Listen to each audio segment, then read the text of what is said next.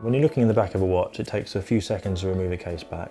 You can then look at it and you can go, okay, this and this is okay, therefore it can be repaired.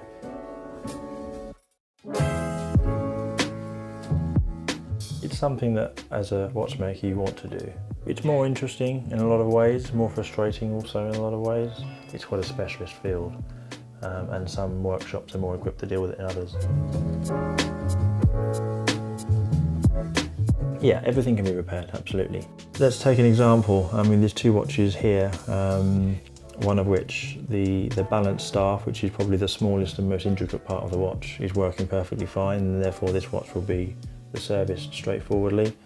There's one here, the balance staff is broken, and that's one of the parts that would have to be made, and its smallest width is probably less than 1/100th of a millimetre. The first conversation we will have when a watch is presented to say, can this be repaired, is on the initial inspection, we will take a guesstimate of what the watch is worth and advise the customer of this, and whether or not they're happy to proceed at estimate stage, whether they want to have somebody look at it at least to ascertain the exact value of what the repair will be. It's a question of whether the watch is worth repairing versus what it's worth in cost and value.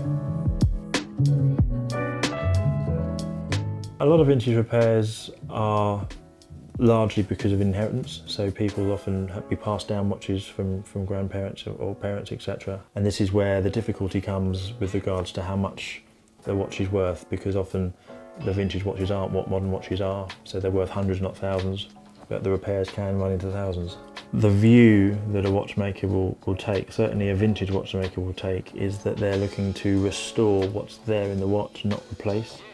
So it is a question of looking at the watch, can this watch be repaired to a level that we're not simply just changing everything? We are going to restore what's there and bring it back.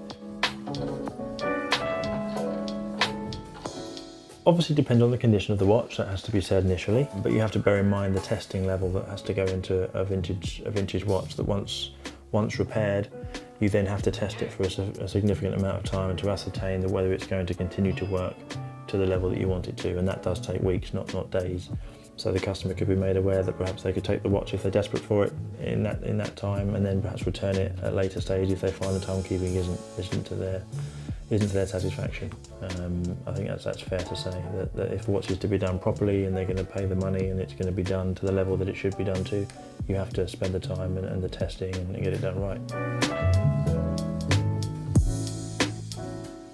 So a good view to take would be the view that Omega do, whereby they draw a line at certain calibers, whereby they call them BN calibers, and they will take a view as to whether they can supply the parts for that caliber, or that has to be returned back to Switzerland to be prepared there. Now that's something that you have to consider with all the watch brands, that there are certain lines that are drawn where parts are available and then where they're not. And also then, can you make the parts that aren't available, and if you can, how long will it take, and then the estimate has to reflect that. But it's certainly a problem with vintage watches that the parts aren't there, so it's a shortage really. Yeah, the answer is everything can be repaired, absolutely. The time it takes is the question.